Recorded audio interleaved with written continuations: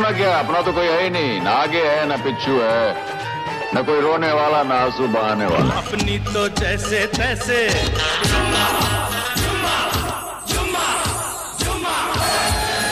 कर लो बात। अरे बाबूजी ऐसी इंग्लिश आवे दैट आई कैन लीव अंग्रेज बिहाइंड। सा सा सा ग ग रे रे सा नि नि नि सा सा। देश को आजाद कराने के लिए कई देशभक्तों ने स्वतंत्रता संग्राम में भाग लिया और अपना सर्वस्व न्यौछावर करके इसे गुलामी के बेड़ियों से मुक्त कराया।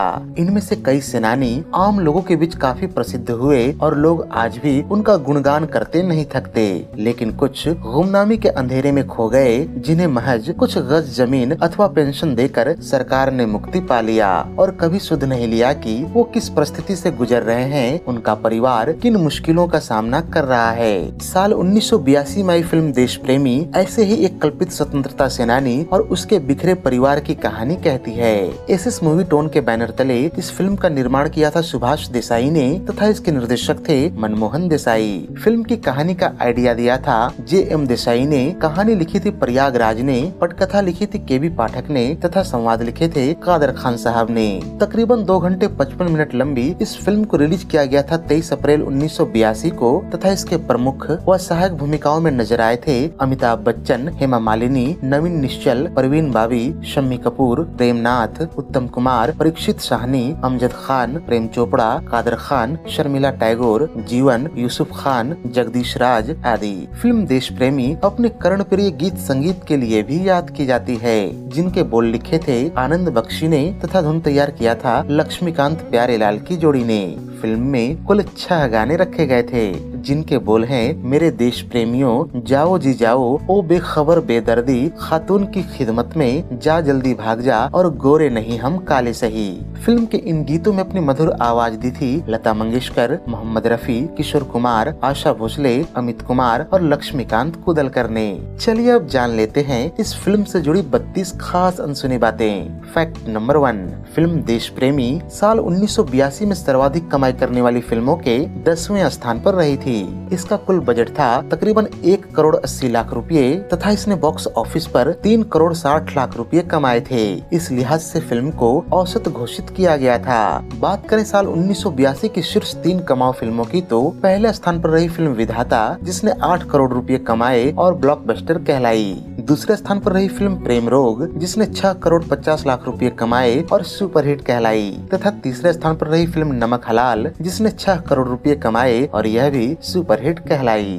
फैक्ट नंबर 2, जैसा कि हमने आपको पहले ही बताया है कि यह फिल्म बॉक्स ऑफिस पर औसत करार दी गई थी, यद्यपि इसने अपने बजट से 2 गुना कमाया था। वास्तव में इसके लिए अमिताभ और मनमोहन देसाई की जोड़ी जिम्मेवार रही, जिनकी फिल्में उन दिनों बॉक्स ऑफिस पर धमाल मचा रही थी और कमाई के मामले में शीर्ष 3 में तो शामिल होती ही थी। इसी को ध्यान में रखते हुए इसके डिस्ट्रीब्यूटर्स ने इसे भारी भरकम कीमत में खरीदा, लेकिन फिल्म मुनाफा देने में कामयाब नहीं रही। ऐसे में यहाँ यह कह देना कि 2 गुनी कमाई करने पर फिल्म तो हिट कही जाएगी, पूर्णतः गलत है। फैक्ट नंबर 3, अमिताभ के रहते हुए भी फिल्म बॉक्स ऑफिस पर औसत रही। इसका सबसे बड़ा कारण रहा फिल्म में दमदार सपोर्टिंग एक्टर्स की कमी। अगर गौर करें तो 70 और 80 के दशक में अमिताभ की तकरीबन 90% कामयाब फिल्में दमदार सपोर्टिंग स्टार कास्ट से सजी हुई थी। इन फिल्मों में अमिताभ बच्चन के अलावा विनोद खन्ना, शत्रुघ्न सिन्हा, शशि कपूर अथवा ऋषि कपूर जैसे कोई न कोई एक्टर्स मौजूद ही रहता, जो कि फिल्म की तरफ दर्शकों को आकर्षित करता।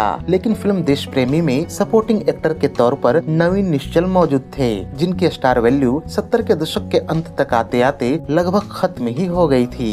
फैक्ट नंबर 4, साल 1977 से 78 में जब इस फिल्म की प्रारंभिक घोषणा हुई, उस वक्त इसमें अमिताभ बच्चन के अलावा शत्रुघ्न सिन्हा, विनोद खन्ना और शिवाजी गणेशन को लिया जाना तय हुआ था। लेकिन जैसे जैसे समय आगे बढ़ता गया, अमिताभ को छोड़कर बाकी एक्टर्स फिल्म से हटते चले गए। शुरू करे शत्रुघ्न सिन्हा से तो फिल्म काला पत्थर की शूटिंग के दौरान हुए अमिताभ और उनकी मतभेद ने दोस्ताना और शान फिल्म तक आते आते विकराल रूप ले लिया और दोनों एक साथ काम करने से बचने लगे। इधर विनोद खन्ना, जो फिल्म के लिए काफी उत्साहित थे, 1980 तक आते आते उन्होंने आध्यात्मिक गुरु ओशो के प्रति पूर्ण रूप से समर्पण के लिए फिल्मों से संन्यास ले लिया। बचे शिवाजी गणेशन, जो कि फिल्म के लिए तैयार तो हो गए थे, लेकिन मनमोहन देसाई के द्वारा बार बार शेड्यूल बदल दिए जाने से उनके दक्षिण भारतीय फिल्मों के डेट्स में गड़बड़ी होने लगी और अंत में उन्होंने भी फिल्म छोड़ दी।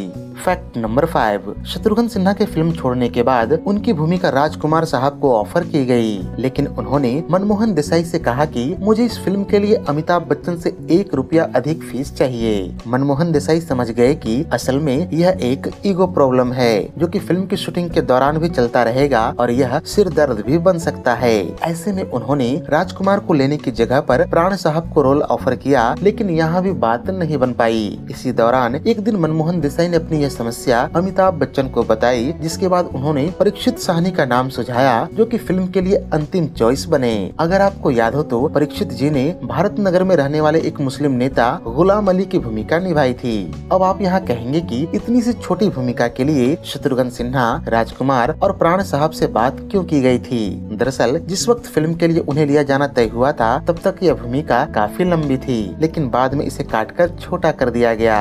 फैक्ट नंबर 6, विनोद खन्ना के फिल्म छोड़ने के बाद मनमोहन देसाई ने एक बार विचार बनाया कि इस भूमिका में शत्रुघ्न सिन्हा को शिफ्ट कर दिया जाए, लेकिन जब शत्रु जी ने फिल्म को पूरी तरह से छोड़ दिया तो ऋषि कपूर को लिए जाने पर विचार किया जाने लगा, लेकिन ऋषि उस वक्त अपने चॉकलेटी इमेज से बंधे हुए थे और उन्हें एक पुलिस इंस्पेक्टर की भूमिका में मनमोहन देसाई की टीम कल्पना नहीं कर सकी। ऐसे में यह भूमिका अंतिम रूप से नवीन निश्चल को सौंप दी गई। फैक्ट नंबर 7, फिल्म में प्रेमनाथ साहब के द्वारा निभाई गई दक्षिण भारतीय किरदार पुथ्थू अन्ना की भूमिका के लिए शुरू में शिवाजी गणेशन को लिया जाना तय हुआ था, लेकिन जब शेड्यूल शिफ्टिंग से परेशान होकर उन्होंने फिल्म छोड़ दी तो उस दौर के एक अन्य दक्षिण भारतीय सुपरस्टार रजनीकांत से बात की गई, लेकिन रजनीकांत ने भी फिल्म को मना कर दिया, जिसके 2 कारण थे। एक तो उनके आगामी सारे डेट्स ऑलरेडी बुक्ड थे, दूसरा कारण यह रहा कि उन्हें फिल्म में अपनी भूमिका काफी छोटी लगी। खैर 2 दिग्गज साउथ सुपरस्टार्स के फिल्म छोड़ने के बाद इस भूमिका के लिए अंतिम रूप से प्रेमनाथ साहब को साइन कर लिया गया।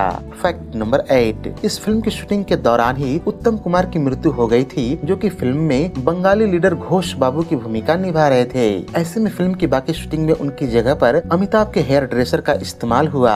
हाँ, इस दौरान यह जरूर ध्यान रखा गया कि कैमरा उनके चेहरे पर कम से कम फोकस की जाए। इसके अलावा यहाँ यह जानना भी रोचक हो सकता है कि उत्तम कुमार के लिए इस फिल्म की डबिंग चरित्र अभिनेता सुधीर दलवी साहब ने की थी। फैक्ट नंबर 9, इस फिल्म में रफी साहब का गाया हुआ एकमात्र गाना मेरे देश प्रेमियों ही रखा जा सका था, क्योंकि इसी दौरान उनका देहांत हो गया। मनमोहन देसाई रफी साहब को अपनी फिल्मों के लिए हमेशा प्राथमिकता देते थे और उन्हें अपना पसंदीदा गायक मानते थे। खैर इस फिल्म के क्रेडिट्स से पहले मनमोहन देसाई ने रफी साहब को अपनी तरफ से श्रद्धांजलि देते हुए यह फिल्म उन्हें समर्पित की थी। फैक्ट नंबर 10, इस फिल्म के गानों की रिकॉर्डिंग के दौरान किसी बात पर मनमोहन देसाई और किशोर कुमार के बीच काफी मनमुटाव हो गया था और बाद में देसाई साहब ने मीडिया में किशोर दा को लेकर बयान दिया था कि उन्हें इनकी आवाज इरिटेट करती है। इनसे तो रफी साहब की आवाज और गायकी लाख दर्जे बेहतर है और इसलिए मैं अक्सर रफी साहब को ही लेना ज्यादा पसंद करता हूँ। आगे देसाई साहब कहते हैं कि वो तो किशोर कुमार की पॉपुलैरिटी है जो मुझे उनको लेने पर मजबूर करती है, अथवा उन्हें मैं किसी सूरत पर नहीं लेता। फैक्ट नंबर 11, 70 के दशक की शुरुआत में नवीन निश्चल फिल्म में मुख्य नायक बनते थे और उनकी फिल्मों में अमिताभ की भूमिका सहायक अभिनेता सरीखी ही होती। ऐसी ही एक फिल्म थी साल 1971 में आई परवाना। आगे चलकर जब साल 1975 में आई फिल्म दीवार की कास्टिंग होने लगी तो नवीन निश्चल ने शशि कपूर वाली भूमिका सिर्फ यह कहकर छोड़ दी कि वो अमिताभ की फिल्म में सहायक अभिनेता नहीं बन सकते। खैर आगे जब नवीन निश्चल का स्टारडम गिरा तो उन्होंने देश प्रेमी जैसी फिल्मों में सहायक भूमिकाएं भी स्वीकार करने लगे। फैक्ट नंबर 12, इस फिल्म की शूटिंग के दौरान जब मीडिया ने नवीन निश्चल से पूछा कि क्या वो इस फिल्म में अपनी भूमिका से खुश हैं, इस पर उन्होंने जवाब दिया कि जिस फिल्म में अमिताभ बच्चन दोहरी भूमिकाओं में हो उस फिल्म में आप बड़ी भूमिका की उम्मीद नहीं कर सकते। आपको प्रैक्टिकल होकर फिल्म की शूटिंग एंजॉय करनी चाहिए और एक बड़ी फिल्म का हिस्सा होकर खुश रहना चाहिए। फैक्ट नंबर 13, मशहूर खलनायक व चरित्र अभिनेता जीवन साहब मनमोहन देसाई की तकरीबन हर फिल्म का हिस्सा होते थे। उन्होंने इस फिल्म में भी मुनीम की एक छोटी सी भूमिका निभाई थी। वास्तव में मनमोहन देसाई जीवन साहब को अपनी फिल्मों के लिए लक्की मैस्कॉट मानते थे और उनके लिए फिल्म में हर हाल पर एक किरदार तैयार करवाते थे। हालांकि यह मनमोहन देसाई की आखिरी फिल्म रही जिसमें उन्होंने जीवन साहब को लिया था। फैक्ट नंबर 14, जैसा कि मैंने आपको पहले ही बताया कि इस फिल्म का निर्माण सुभाष देसाई ने किया था, जो कि मनमोहन देसाई के बड़े भाई थे। सुभाष देसाई वो पहले शख्स थे जिन्होंने मनमोहन देसाई को बतौर निर्देशक ब्रेक दिया था। यह फिल्म थी साल 1957 में आई जन्म जन्म के फेरे, जिसमें निरूपा रॉय और महिपाल मुख्य भूमिकाओं में नजर आए थे। इसके 3 सालों बाद साल 1960 में सुभाष देसाई, राज कपूर और नूतन स्टारर फिल्म छलिया लेकर आए और इस फिल्म से मनमोहन देसाई बतौर निर्देशक इंडस्ट्री में स्थापित हो गए। फैक्ट नंबर 15, साल 1977 में आई फिल्म धर्मवीर की बेशुमार सफलता के बाद निर्माता सुभाष देसाई ने देश प्रेमी और खुदा गवाह नामक 2 फिल्में लॉन्च की। इनमें से फिल्म देश प्रेमी को मनमोहन देसाई और खुदा गवाह को सुरेंद्र मोहन निर्देशित करने वाले थे और दोनों में अमिताभ बच्चन को लीड रोल में लिया गया था। लेकिन खुदा गवाह किसी कारणवश बीच में ही बंद हो गई और उसमें सुभाष देसाई का काफी पैसा फंस गया। ऐसे में मनमोहन देसाई उनके तारणहार बने और फिल्म देश प्रेमी को कम से कम बजट में खुद के प्रोडक्शन हाउस के लिए तैयार किए गए सेट्स पर शूट किया। फैक्ट नंबर 16, फिल्म के पोस्ट प्रोडक्शन तक आते आते सुभाष देसाई काफी आर्थिक संकटों में घिर गए और यहाँ तक कि वो फिल्म के बैकग्राउंड स्कोर के लिए भी पैसे खर्च करने की स्थिति में नहीं थे। ऐसे में मनमोहन देसाई अपनी कई पुरानी फिल्मों के बैकग्राउंड म्यूजिक को इस फिल्म में रीयूज किया। मसलन सुहाग फिल्म के चप्पल सीन के दौरान की धुन को उस वक्त सुना जा सकता है जब गुंडे हेमाजी को किडनैप कर लेते हैं और उन्हें बचाने के लिए अमिताभ बच्चन उन गुंडों से भिड़ते हैं। ऐसा ही एक धुन अमर अकबर एंथनी के उस दृश्य से भी लिया गया है जहां अमिताभ और विनोद खन्ना की उठापटक हुई थी। यह धुन आप उस वक्त सुन सकते हैं जब शम्मी कपूर, उत्तम कुमार, परीक्षित साहनी और प्रेमनाथ के बीच भारत नगर में घासलेट को लेकर लाठियों से मारपीट होती है। फैक्ट नंबर 7, फिल्म का गीत गोरे नहीं हम काले सही तो आपने सुना ही होगा, जिसमें अमिताभ, प्रेम चोपड़ा और हेमा मालिनी अपना वेश बदल कर नाचते गाते हैं। इस गाने में अमिताभ और प्रेम चोपड़ा साहब के लिए जिस गायक ने आवाज दी है वो कोई और नहीं बल्कि फिल्म के संगीतकार जोड़ी लक्ष्मीकांत प्यारेलाल में से लक्ष्मीकांत कुदलकर हैं। दरअसल वो इस गाने को R.D. बर्मन साहब की आवाज में रिकॉर्ड करना चाहते थे, लेकिन किसी कारणवश उन्होंने इसे गाने से मना कर दिया। ऐसे में लक्ष्मीकांत जी ने खुद ही इसे गाने का फैसला किया और कमाल का गाया भी। फैक्ट नंबर 18, गोरे नहीं हम काले सही के दौरान आपने नोटिस किया होगा कि इसमें अमिताभ ने औसत से ज्यादा नीचे करके अपनी विग पहनी थी। इसके पीछे का कारण यह था कि उसी दौरान वो खुददार फिल्म की भी शूटिंग कर रहे थे। इसके गीत मच गया शोर सारी नगरी रे की शूटिंग के दौरान उनके सिर पर चोट लग गई, जिस कारण उन्हें पट्टी बंधवानी पड़ी। ऐसे में गोरे नहीं हम काले सही गीत के दौरान विग के नीचे सफेद पट्टी ठीक नहीं लग रही थी। इसे छुपाने के लिए मेकअप मैन ने पट्टी को काले रंगों से पोता भी, लेकिन जब बात नहीं बन पाई तो विग को ही नीचे करके पट्टी को छुपा दिया गया। फैक्ट नंबर 19, साल 1977-78 में लॉन्च हुई इस फिल्म को बनने में 4 से 5 सालों का वक्त लगने के पीछे कई कारण रहे, जिनमें से एक कारण बीच फिल्म में हेमा जी का प्रेग्नेंट हो जाना भी रहा, जिसके कारण कुछ समय के लिए शूटिंग टालनी पड़ी। इस संबंध में जब एक पत्रकार ने अमिताभ बच्चन को एक निजी इंटरव्यू में पूछा तो अमिताभ ने हेमा जी की आलोचना करते हुए कहा कि हेमा जी के कारण ही फिल्म की शूटिंग टल रही है। उस पत्रकार के जाने के कुछ समय बाद अमिताभ को यह महसूस हुआ कि उन्होंने जो कुछ भी कहा उससे शायद धर्म जी नाराज हो जाएंगे। ऐसे में उन्होंने मनमोहन देसाई को फोन करके सारे मामले से अवगत कराया और उस पत्रकार को रोकने के लिए कहा। मनमोहन देसाई ऐसे कोलेटरल डैमेजेस को ठीक करने के लिए मशहूर थे, अतः उन्होंने उस पत्रकार से संपर्क किया और उस खास हिस्से को न छापने के लिए राजी कर लिया जिसमें अमिताभ बच्चन ने हेमा मालिनी की आलोचना की थी।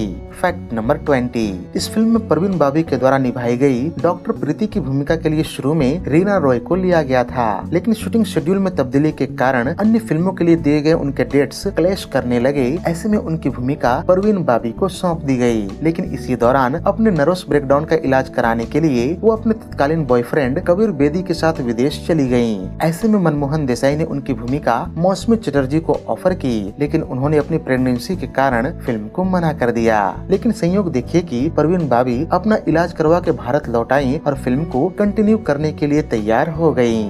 फैक्ट नंबर 21, ऑर्गेनाइजर पत्रिका ने देश प्रेमी फिल्म की अपनी समीक्षा में कहा था कि इस फिल्म को देखकर पता चलता है अमिताभ बच्चन अच्छी फिल्म बनाने से ज्यादा लोगों का मन लुभाने का प्रयास कर रहे हैं। पत्रिका ने आगे लिखा कि अमिताभ ने इस साल नमक हलाल, देश प्रेमी और बेमिसाल फिल्म में काम किया। इनमें से बेमिसाल सबसे बेहतरीन फिल्म है, लेकिन उसकी कमाई बाकी दोनों फिल्मों से कम है, क्योंकि बेमिसाल के निर्देशक ऋषिकेश मुखर्जी हैं, जो कि प्रकाश मेहरा की नमक हलाल और मनमोहन देसाई के देश प्रेमी जैसी मसाला फिल्में बनाना बिल्कुल भी नहीं जानते, जो कि अमिताभ बच्चन की फिल्मों की पहचान है। फैक्ट नंबर 22, फिल्म देश प्रेमी के उम्मीद के मुताबिक प्रदर्शन न कर पाने की एक वजह उस समय बम्बई में हुई टेक्सटाइल स्ट्राइक को भी माना जाता है। इस स्ट्राइक के कारण महीने भर के लिए शहर के बड़े बाजार और व्यापारिक केंद्र ठप पड़ गए और कर्मचारी बड़ी संख्या में हड़ताल में शामिल हुए, जिससे फिल्मों के कारोबार पर भारी असर पड़ा और कई फिल्में बॉक्स ऑफिस पर औंधे मुंह गिर गयी। ये सोचकर मनमोहन देसाई ने अपनी फिल्म की रिलीज डेट को आगे बढ़ाने की सोची, लेकिन रिलीज में देरी से डिस्ट्रीब्यूटर्स को होने वाले नुकसान के चलते उन्होंने ऐसा नहीं किया और फिल्म को हड़ताल का कुछ नुकसान उठाना पड़ा। फैक्ट नंबर 23, परवीन बाबी की जीवनी में ये किस्सा मिलता है कि जिस समय वो अमिताभ बच्चन के साथ फिल्म खुद्दार और देश प्रेमी की शूटिंग कर रही थी, तो वो अमिताभ के प्रति दीवानी हो गई थी। जब परवीन बाबी की दोस्त ज्योत्सना उनसे मिलने देश प्रेमी के सेट पर गई, तो परवीन बाबी ने उनसे कहा कि अमिताभ बच्चन के किसी सामान को हाथ नहीं लगाना। वो बार बार शूटिंग के दौरान ज्योत्सना से पूछती रहती कि क्या अमिताभ उनकी तरफ देख रहे हैं, वो किससे बातें कर रहे हैं, क्या वो मेरे बारे में कुछ बोल रहे हैं। वो अमिताभ के साथ काम करने के लिए घर पर भी काफी रिहर्सल करती थीं, ताकि उनके सामने फजीहत न हो। वहीं कुछ और लोगों का ये भी मानना है कि परवीन बाबी को जब फिल्म सिलसिला से हटाकर रेखा को साइन कर लिया गया, तो परवीन बाबी को लगने लगा कि अमिताभ की फिल्म हाथ से निकल गई तो उनका कैरियर बर्बाद हो जाएगा। यह डर उनके दिमाग में बुरी तरह से हावी हो गया था। फैक्ट नंबर 24, फिल्म देश प्रेमी शम्मी कपूर के कैरियर की वो पहली फिल्म थी जिसमें वो सिख सरदार के रूप में नजर आए थे। निर्देशक मनमोहन देसाई शम्मी कपूर से शूटिंग के दौरान काफी परेशान हो गए थे, क्योंकि वो सरदार का रोल बखूबी निभाने के लिए अजीबोगरीब फरमाइशें कर देते थे। पगड़ी, बालों की विग और अपने परिधानों को लेकर शम्मी कपूर को काफी शिकायतें थीं, जिसके कारण मनमोहन देसाई ने कहा कि सरदार की भूमिका में अगर शम्मी कपूर इतनी फरमाइशें कर सकते हैं, तो पता नहीं उन्हें कोई कठिन किरदार दे दिया जाता तो वो क्या करते। फैक्ट नंबर 25, फिल्म में एक गीत है जा जल्दी भाग जा। इस गीत के एक दृश्य में नवीन निश्चल और अमिताभ बच्चन एक बारात के सामने से गुजरते हैं। इस बारात के दूल्हे के रूप में कोई और नहीं बल्कि मनमोहन देसाई के बेटे केतन देसाई नजर आए थे, जो कि अक्सर फिल्मों में ऐसे छोटे मोटे अपीयरेंस देने के लिए जाने जाते थे। केतन देसाई फिल्म में अपने पिता को असिस्ट कर रहे थे और इसलिए उन्होंने फिल्म में एक्स्ट्रा की तरह काम किया था। फैक्ट नंबर 26, फिल्म देश प्रेमी के संगीत को वो प्रसिद्धि तो नहीं मिली जो सामान्यतः अमिताभ बच्चन और मनमोहन देसाई की फिल्मों से अपेक्षित होती थी, लेकिन फिर भी फिल्म के 3 गीतों को साल 1982 की बिना का गीतमाला में जगह मिली थी, जहां खातून की खिदमत में गीत को 18वां स्थान हासिल हुआ। वहीं जाओ तुम लेकिन इतना सोच लो और मेरे देश प्रेमियों गीत को छाया गीतों की श्रेणी में जगह मिली। फैक्ट नंबर 27, फिल्म में डॉन की प्रेमिका की छोटी सी भूमिका में अभिनेत्री ज्योति बख्शी नजर आई थी। वैसे तो इस रोल में कोई खास बात नहीं थी, लेकिन इस रोल के लिए पहले अभिनेत्री शीतल को चुना गया था। शीतल को ये रोल फिल्म बेमिसाल के कारण मिला था, जिसमें वो अमिताभ बच्चन के साथ नकारात्मक भूमिका में नजर आई थी। लेकिन इस दौरान छपे इंटरव्यूज में शीतल ने ये कहना शुरू कर दिया कि वो बेमिसाल फिल्म की मेन हीरोइन है और वो फिल्म में अमिताभ की हीरोइन है। इस बात का पता जब अमिताभ को चला तो वो खासे नाराज हुए और फिल्म देश प्रेमी से शीतल की छुट्टी हो गई और उनकी जगह ज्योति बख्शी को ले लिया गया। फैक्ट नंबर 28, साल 1982 में अमिताभ बच्चन ने 3 फिल्मों में डबल रोल निभाया था, जिनमें शामिल थी देश प्रेमी, बेमिसाल और सत्ते पे सत्ता। इनमें से सत्ते पे सत्ता व्यावसायिक रूप से सफल रही, वही बेमिसाल को समीक्षकों की वाहवाही मिली और फिल्म फेयर बेस्ट एक्टर का नामांकन भी। देश प्रेमी ही वो फिल्म रही जिसे न तो व्यावसायिक रूप से कुछ खास सफलता मिली और न ही समीक्षकों की वाहवाही ही नसीब हुई। फैक्ट नंबर 29, जब अमिताभ मनमोहन देसाई के देश प्रेमी में काम कर रहे थे, तभी वो प्रकाश मेहरा के साथ फिल्म नमक हलाल में भी काम कर रहे थे। ये वो समय था जब दोनों निर्देशकों के बीच जबरदस्त स्पर्धा रहती थी। जब देश प्रेमी ने उम्मीद के मुताबिक प्रदर्शन नहीं किया और नमक हलाल ब्लॉकबस्टर साबित हुई, तो प्रकाश झा ने इशारों में मनमोहन देसाई पर टिप्पणी करनी शुरू कर दी। इससे मनमोहन देसाई काफी नाराज हुए पर कुछ कह न सके। इसका बदला उन्होंने तब लिया जब साल 1985 में उनकी फिल्म मर्द ब्लॉकबस्टर साबित हुई और मनमोहन देसाई ने कहा कि सिर्फ एक असली मर्द ही मर्द जैसी फिल्म बना सकता है और शराबी लोग शराबी बना सकते हैं, जो प्रकाश मेहरा की फिल्म शराबी पर एक तंज था।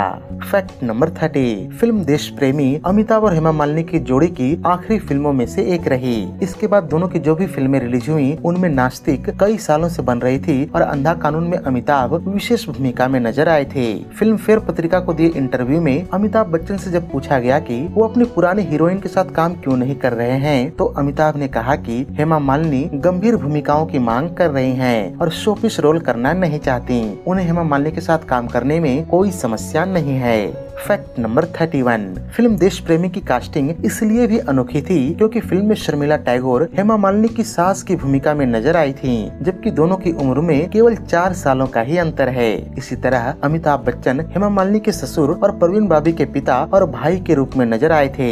ये शायद इकलौती फिल्म थी जहाँ दो अमिताभ बच्चन होते हुए भी एक भी परवीन बाबी के अपोजिट नहीं था। ये अमिताभ और शर्मिला टैगोर के साथ में बतौर नायक नायिका आखिरी फिल्म रही। 23 सालों बाद जाकर साल 2005 की फिल्म विरुद्ध में दोनों फिर से साथ में बुजुर्ग दंपति के किरदार में नजर आए थे। फैक्ट नंबर 32, फिल्म देश प्रेमी में मौसमी चटर्जी का काम न करने के बारे में बहुत सारी कहानियां प्रचलित हैं। फिल्मी पत्रिकाओं में इस बाबत बड़ी खास खबरें प्रकाशित की गई थी। मौसमी चटर्जी ने एक शो में बताया था कि उन्हें महेश भट्ट ने देश प्रेमी छोड़ने के लिए डांटते हुए कहा था कि तुम्हारा कैरियर जब भी ऊपर जाने लगता है उसी वक्त तुम प्रेग्नेंट होकर सब कुछ खराब कर देती हो। फिल्म लेखक करिश्मा उपाध्याय के अनुसार मनमोहन देसाई मौसमी चटर्जी के काम से बहुत नाखुश थे और इसलिए परवीन बाबी के वापस लौटने पर उन्होंने उसे तुरंत ही साइन कर लिया। एक और रिपोर्ट के अनुसार मौसमी चटर्जी ने मनमोहन देसाई से पूरी स्क्रिप्ट की नरेशन मांगी थी और मनमोहन देसाई ने इसके लिए मना कर दिया था। इस कारण मौसमी चटर्जी ने फिल्म छोड़ दी थी। कहा यह भी गया कि मौसमी चटर्जी ने ये फिल्म शत्रुघ्न सिन्हा के भरोसे साइन की थी क्योंकि वो उनके नायक होने वाले थे, लेकिन शत्रुघ्न सिन्हा के फिल्म छोड़ने पर नवीन निश्चल और परीक्षित साहनी जैसे चरित्र अभिनेताओं को साइन कर लिया गया, जिससे मौसमी चटर्जी नाखुश थी। तो ये थी देश प्रेमी फिल्म पर हमारी एक विशेष प्रस्तुति। उम्मीद है कि ये वीडियो आपको बेहद रोचक लगी होगी। अगर वीडियो पसंद आई हो तो इसे लाइक और शेयर भी कर दें तथा ऐसे ही दिलचस्प वीडियोस की नोटिफिकेशन पाने के लिए चैनल को सब्सक्राइब करके बेल आइकॉन में ऑल का बटन दबाना न भूलें। धन्यवाद।